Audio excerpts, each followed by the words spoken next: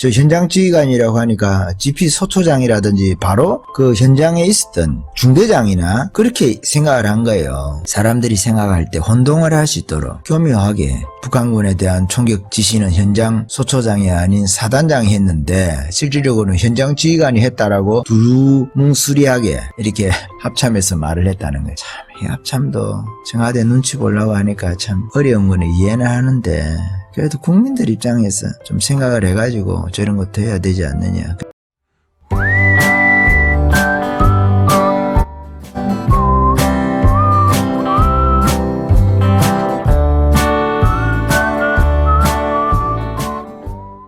예, 북한군 GP 사격에 대한 후속 보도들이 계속 나오고 있습니다. 그 조선일보에서 지금 보도한 내용을 보니까 총탄에 대해서 14.5mm 기관총 고사포였다는 이야기는 이미 나왔는데 그것의 유효 사거리 문제가 지금 좀 대두가 되어지고 있습니다. 저도 다른 기사에서 확인을 했을 때는 이게 유효 사거리가 1.4km로 확인을 했었는데 그때도 제가 좀 의아하긴 했었어요. 뭐가 의아했냐면은 우리나라 MG50이 12.6mm인가 그런데 그게 유효 사거리가 공중으로 유효 사거리가 아니라 지상에서 쐈을 때에 1830m로 알고 있는데 그것보다도 더 두껍잖아요. 14.5mm라고 하면은 12.7mm에 비해서 한 2mm 정도 더 두꺼우면은 당연하게 유효 사거리라든지 최대 사거리가 늘어나게 되거든요.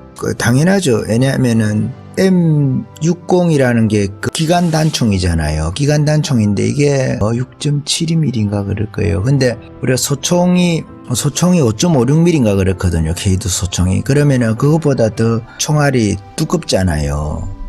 직경이 더 크기 때문에 그럼 당연하게 사거리가 멀죠. 사거리가 머니까 기본적으로 우리가 생각했을 때에 14.5mm니까 2km는 넘어갈 것 같은데 유효 사거리를 1.4km로 적어놨더라고요. 적어놔서 저도 의아하다 생각했는데 그게 보니까 공중을 향해서 쐈을 때에 1.4km인 거예요. 그러니까 실제 유효 사거리는 3km가 되는 거죠. 최대 사거리는 보통 유효 사거리의 3배 정도를 가니까 한 10km까지도 갈 것 같습니다. 이게 최대 사거리는 이 기사에서는 다루고 있지 않았는데 아마 최대 사거리가 10km 정도 될 거예요. 보통 3배 정도가 되거든요. 3배 정도가 되니까 그러니까 이게 고사총 우리 같으면은 대공포 비슷한 거예요. 헬기를 잡기 위해서 헬기 철판은 뚫는다는 거거든요. 이게 그래서 이게 총이 무서운 겁니다. 옛날에 장성택입니까? 장성택이를 사용을 할 때 이 총을 가지고 사용을 했다 그러거든요. 여러분 K2 같은 5.56mm 탄에도 그 맞으면은 관통하면서 거의 내장을 다 파버립니다. 좀 표현이 그렇지만은 M60 같은 경우는 더 심하겠죠. 몇 미리 차이 안 나지만은 6.72mm인가 그렇지 않습니까? 저도 오래돼서 검색을 한번 해보고 해야 되는데 잠깐만요. M60이 5.56mm까지는 우리가 쓰던 거라서 근데 제가 M60을 사수 부사수 이런 게 아니라서 7.62mm네요. 제가 대충 기억은 나는데 6.72mm가 아니고 7.62mm네요. 7.62mm니까 이게 사거리가 어떻게 되나요? 일반 소대에서 이런 것을 사용을 하거든요. 소대에서 화기분대라고 하죠. 화기분대에서 이 M60을 한 2정 정도 가지고 있어요. 사수, 부사수. 2정인가를 화기분대에서 이렇게 가지고 있습니다. 보통 통신병도 화기분대에 배속되기도 하고 또 아니기도 하고 그래 하더라고요. 저희 예전에 소대 생활하다 보니까 봅시다. 이게 사거리가 얼마나 되나? 여기 M60 유효 사거리가 나오네요. 1100m네요. 그렇게 하고 요즘에 나오는 K3라는 게 이게 있는데 5.56mm 탄을 사용하는데 유효 사거리가 800m 정도로 일반 K2 소총보다는 조금 더 기네요. K2 소총이 600m 정도 유효 사거리가 되거든요. 실제로 날아가는 거는 보통 3배 정도 날아간다고 여러분 생각하시면 돼요. 최대 사거리는 정확하게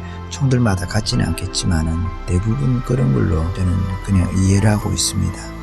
M60은 최대 유효 사거리가 1.1km, 1100m 이렇게 분당 600여 발 이렇게 나간다고 하고 그렇습니다. M60도 상당히 무서운 화기거든요. 그러니까 개인 살상용으로는 사실은 K2 정도만 돼도 한 대 맞으면은 몸통에 맞으면은 죽는다고 보면 거의 정확합니다. 몸통 어느 부위에 맞아도 살긴 어려워요. 제가 전번에 영상을 제작을 할 때에 심장을 겨누고 쏜다고 했는데 실제로 맞겠죠. 전쟁에서 살상을 할 때는 심장을 겨누어서 조준 사격을 하겠지만은 제가 사격장에서 쏠 때는 심장 표시가 없는 걸로 제가 생각을 가만히 놓고 맨 것을 들으면서 보니까 오래되다 보니까 그런데 사격장에는 심장 표시가 없지, 사격판의 중앙을 보고 사격한 걸로 아마 사격하는 게 맞을 겁니다.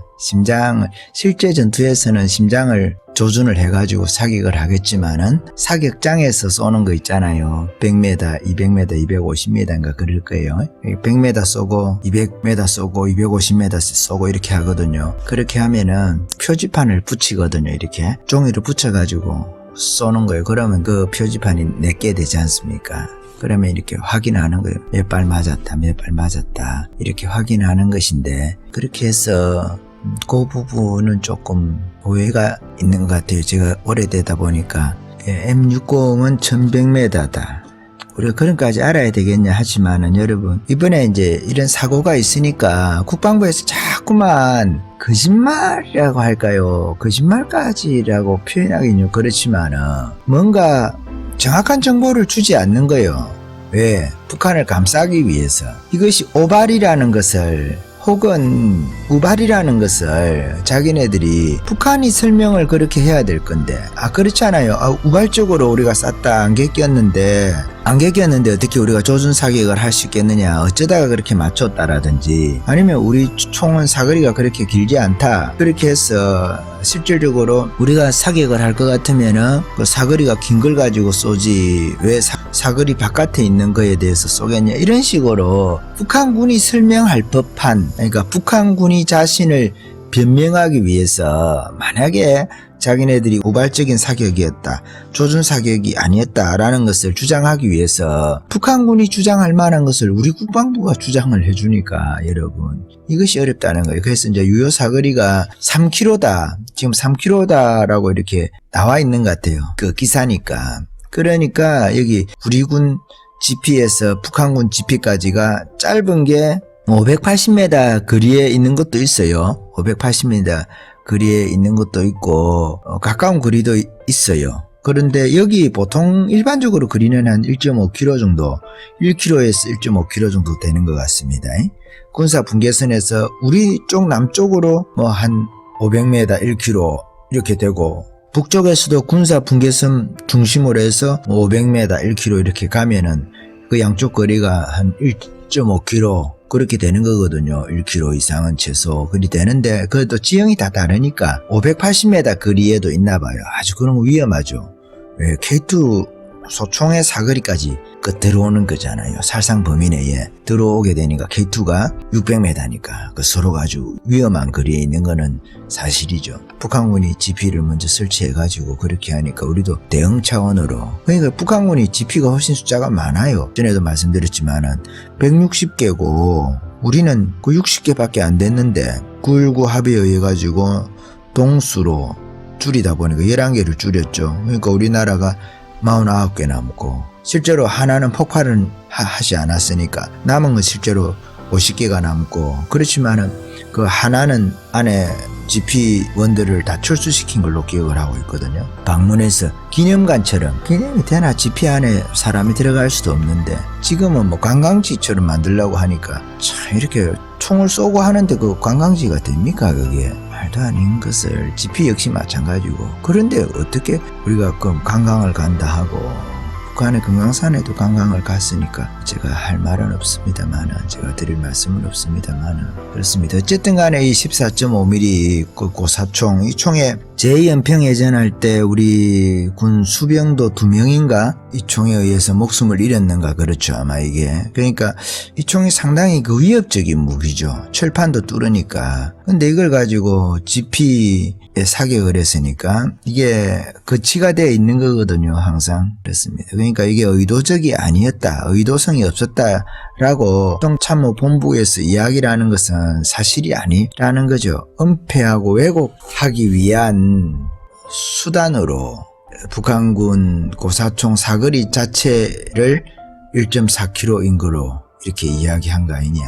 대공용으로 사용할 때는 1.4km가 맞다 하더라도 지금 여기서는 대공용으로 쏜 게 아니잖아요. 저쪽 GP에서 이쪽 GP를 쐈다고 우리가 볼 건데, 왜냐하면 이 총은 거치가 돼 있거든요. 들고 다니면서 총을 쏠 수는 없어요. 대부분 거치가 돼 있을 거예요. 옛날에 우리 MG50도 거치가 돼 있었거든요. 30km가 넘어가니까. 그렇습니다. 간단하게 짧은 거리를 이동할 수는 있을지 모르겠지만 이걸 들고 다니면서 전쟁을 치룰 수 있는 무기는 아니거든요. 그러니까 이렇게 탄환이 고사총이라는 게 발견되니까 국방부에서 전에 이제 지금 기사들은 없앴는지 모르겠는데 전에 북한군 GP가 우리 GP보다 낮은 지역에 있기 때문에 낮은 지역에서 높은 지역으로 쐈기 때문에 이거는 조준 사격이 아니다는 말 자체도 또 논리가 깨어지는 거죠. 왜? 고사총이라는 것은 헬기도 잡는단 말이에요, 주로. 그러니까 낮은 지역에서 높은 곳을 사격하기 위해서 사용하는 게 고사총이기 때문에 낮은 지역에서 높은 지역으로 사격했기 때문에 그 말 자체도 안 맞는 거죠, 사실은. 말도 안 되는 이야기를 주장을 하는 건데 조준 사격이 아니라는 것을 핑계하기 위해서. 아니, 낮은 곳에서 높은 곳도 조준 사격을 할 수 있죠. 왜 조준 사격을 못 합니까? 군대에서. 돌격 앞으로 하면은 군대 단위로 돌격 앞으로를 하거든. 그러면 다 낮은 곳에서 높은 곳으로 조준 사격을 다 합니다. 그러면 낮은 곳에서 높은 곳으로 공격을 어떻게 해요? 조준 사격이 아니라 하면 낮은 곳에서 높은 곳으로 쏘는 것은 조준 사격이 용이하지 않고는 있을 수 있지만은 왜 낮은 곳에서 높은 곳으로 조준 사격을 못 합니까? 당연히 조준 사격을 할 수 있죠. 예, 그렇습니다. 아니, 이게 일반 소총이라 하더라도 낮은 곳에서 높은 곳으로 쐈기 때문에 조준 사격이 아니다, 이런 주장 자체는 있을 수가 없다는 말씀을 드리는 거예요. 안개가 낀 상황에서 어느 정도 1km 정도 시계 내에서 안개가 낀 상황에서도 이렇게 조준 사격을 했다, 이렇게 탄착군이 형성이 되면서 GP를 맞췄다. 1km만 넘어가도 사격 표지가 GP가 일개 소대 정도 크기니까 여러분 그냥 조그마한 단층 주택 한 두세 개 정도 모아놨다고 생각을 하면 됩니다. 근데 1km 정도 거리가 되면은 그게 손바닥만한 크기가 되거든요. 근데 그것을 1km 밖에서 고사총이라는 것은 전자 무기가 아니다 말이에요. 그냥 눈으로 사격하는 거예요. 가늠쇠하고 가늠자를 맞춰가지고 우리가 소총 하듯이 그런 식으로 조준을 해가지고 발사하는데 그거를 GP를 맞췄다. 그리고 탄착군이 형성이 됐다. 이거는 거의 조준 사격으로 봐야 되는 거예요. 그리고 근무 교대 시간이라서 뭐 조준 사격이 아니라 근무 교대하다가 인수인계하는 상황에서 뭐 이런 상황이 발생할 수도 있다, 이렇게 하는데 그 근무 교대 시간이 아니랍니다. 네, 지금 다 이렇게 뒤에 밝혀지는데 합참에서도 위에 눈치 보랴 이렇게 하려다 보니까 참 복장이 터지는 일이 있겠지만은, 그렇지만은 이 국민들을 좀 의식을 해야 되는데 이런 문제들이 있습니다. 그렇게 하고 또 한 가지는 그렇죠. 선조치 후보고 문제입니다. 보통 전방이라든지 이런 데서는 조치를 하고 나서 후보고를 해야 되거든요. 무슨 말이냐면 저기 우리 편을 썼다 그러면 저기 원점을 바로 타격을 해야 될 거 아니겠어요. 비슷한 화기를 가지고. 그렇게 하니까 한 2배 정도를 더 쏴야 되나요? 5발 쐈으면 10발 쏜다든지 이런 식으로 해야 그 경계가 될 거 아니겠어요. 그렇게 되는데 사단까지 보고를 했다는 거 아니겠어요. 그러니까 비역을 당하고 나서 사단까지 보고를 하고 나서 사단에서 사단장 명령에 의해 가지고 사격을 해라, 대응 사격을 해라, 이렇게 해가지고 사격을 했다는 거 아니겠어요. 그 어떤 기사에는 이 시간을 10분이라고 말하기도 하고 어떤 기사에는 20분이라고 말하기도 하거든요. 무슨 말이냐면 GP 안에서 사격이 발생했는데 이것이 선조치 후보고 된 것이 아니고 선보고 후에 후조치가 됐다는 거죠. 선보고 후조치가 됐다는 거예요. 이렇게 하면 안 되거든요. 그렇게 하면 총 맞아가지고 우리 군인들 죽고 나서 사격을 한다. 그것도 사격해야 될지 말아야 될지 물어보고 10분 있다가 20분 있다가 사격을 하면 어떻게 되겠습니까? 그 병사들의 안전이라는 것 자체가. 물론 확전이라는 그런 부분에 조심해야 되는 측면들도 있겠지만은 유사한 무기로는 반드시 응사를 해줘야 되거든요. 응사를 해줘야 되는데 그런 측면에서 이게 선조치하고 나서 후보고된 것이 아니라 보고하고 나서 그 대형 사격을 했다 이런 것도 문제가 되는 것이죠. 그런 것도 합참에서 좀 교묘하게 뭐 현장 지휘관 이런 식으로 이야기를 하는데 우리가 그러면은 그 소대장이나 중대장이 지시를 내려가지고 혹은 그 대대장이 지시를 내려가지고 응사를 했는갑다 경보 사격을 했는갑다 그냥 일반 우리가 기사를 보는 사람들은 그렇게 생각을 하는 거예요. 현장 지휘관이라고 이야기를 하면은. 근데 거기서 사용한 현장 지휘관이라는 것은 우리는 그렇게 읽었을 건데 일반적으로 바로 선조치했구나 읽을 건데 그런 의미가 아니라는 거예요. 합참인가 여기서 해명하는 걸로 보면은 현장 지휘관 사단장도 현장 지휘관으로 들어갈 수 있다. GP의 소초장이 한 것이 아니라 현장 지휘관 지시에 의해서 했다고 하니까 그 시간적 간격이 있잖아요. 10분이면 10분만 하더라도 전쟁 상황에서 10분이라고 하면은 아군 한 소대 중대 대대까지도 몰살될 수 있는 포사격일 경우에는 그런 게 10분이란 말이에요. 근데 10분 있다가 그거 하는 게 무슨 의미가 있냐 이 말이에요. 즉시로 대응 사격하는 게 중요하죠. 그러니까 이런 것들도 일종의 분위기다는 말이죠. 이게 다 전투사단인데 전방에 있는 이 사단들은 전투사단들인데 전투사단에다가 GP에 들어가 있으니까 수색중대 아니겠어요? 연대의 수색중대다 말이에요. 그러면은 수색중대니까 직할이 아니잖아요. 직할이 아니니까 수색중대에서 저 보고 체계만 해도 그럴 거예요. 수색중대잖아요. 그러면 연대장이 수색중대장이 있고 그 위에 연대장이 있을 거 아니겠어요. 뭐 작전과장이 있든 어쨌든 간에 작전과장이 뭐 무궁화 2개입니까? 어떻게 됩니까? 연대장은 무궁화 3개잖아요. 그러니까 항상 그 작전을 담당하고 있는 우리 대대에는 오래되니까 제가 자꾸만 가물가물하긴 한데 작전과장인가가 그게 무궁화 하나였거든요. 그 두 번째가 되는 거죠. 대대의 2등이 되는 겁니다. 첫째는 대대장이고 부대대장 비슷한 거예요. 작전이라는 것이 제일 중요하니까 연대에서도 마찬가지일 거고 사단에서도 마찬가지일 거예요. 작전과장이라는지 모르겠는데 작전 계열이 있어요. 작전 계열에 간부가 있어요. 정보 관련해 가지고는 중인가 뭐 그 정도였어요. 저희 그 대대에서는 중인가 그렇고 그러니까 작전과장하고 뭐 그 정보장교하고는 이렇게 게임이 안 되는 거죠. 정보장교 정도는 그냥 일반 그걸 하면은 계급으로 치면 한 소대장 정도 계급이라고 보시면 되고 작전과장 이렇게 하면은 그 중대장보다 높아요. 중대장보다 높은 대대 내에서는 부대대장이니까 그럴 수가 있겠죠. 그렇겠죠. 그랬습니다. 그러니까 이게 보고체계를 제가 한 말씀을 드려본다 이 말씀이에요. 수색 중대니까 연대가 있잖아요. 연대 직할이니까. 이게 연대장에게 보고가 됐을 거고 그러면 연대장이 직접 처리를 못하니까 직접 뭐 해라 마라 이렇게 지시를 할 수도 있겠지만 그게 사단까지 보고가 갔다는 거예요. 그러니까 사단장이 바로 결정을 했을 수도 있겠고 사단장이 또 위에다가 보고를 했을 수도 있어요. 어떻게 할까? 이렇게 해가지고 와가지고 10분의 시간이 걸렸다 하는 거예요. 합참에서 하는 해명이 우리가 오해하도록 해명을 한 거예요. 현장 지휘관이라는 이런 말을 써가지고 적절한 조치가 이루어졌다고 할 때에 우리는 GP에서 바로 그 선조치가 됐는 줄 알았는데 이게 선조치한 것처럼 보도를 하면서 그러니까 그렇게 읽도록 하면서 그런 말 있잖아요. 현장 지휘관으로 쓰고 저거는 사단장으로 읽혀야 된다는 말이죠. 근데 우리는 저 현장 지휘관이라고 하니까 GP 소초장이라든지 바로 그 현장에 있었던 중대장이나 그렇게 생각을 한 거예요. 저기 이제 GP는 소대에서 하겠지만 중대장은 바로 가까이 있지 않습니까? 그러니까 지휘 체계로 볼 때 그렇게 하도록 애매하게 해명을 해놨다는 거죠. 그러니까 우리가 읽을 때에 일반적으로 사람들이 생각할 때 혼동을 할 수 있도록 교묘하게 현장 지휘관이 북한군에 대한 총격 지시는 현장 소초장이 아닌 사단장이 했는데 실질적으로는 현장 지휘관이 했다라고 두루뭉술하게 이렇게 합참에서 말을 했다는 거예요. 참 이 합참도 청와대 눈치 보려고 하니까 참 어려운 거는 이해는 하는데 그래도 국민들 입장에서 좀 생각을 해가지고 저런 것도 해야 되지 않느냐. 그래서 해명이 군에서 북한군을 덮어주려고 하는 그런 해명들 있잖아요. 해명이나 변명들 자체가 문제가 있다는 거예요.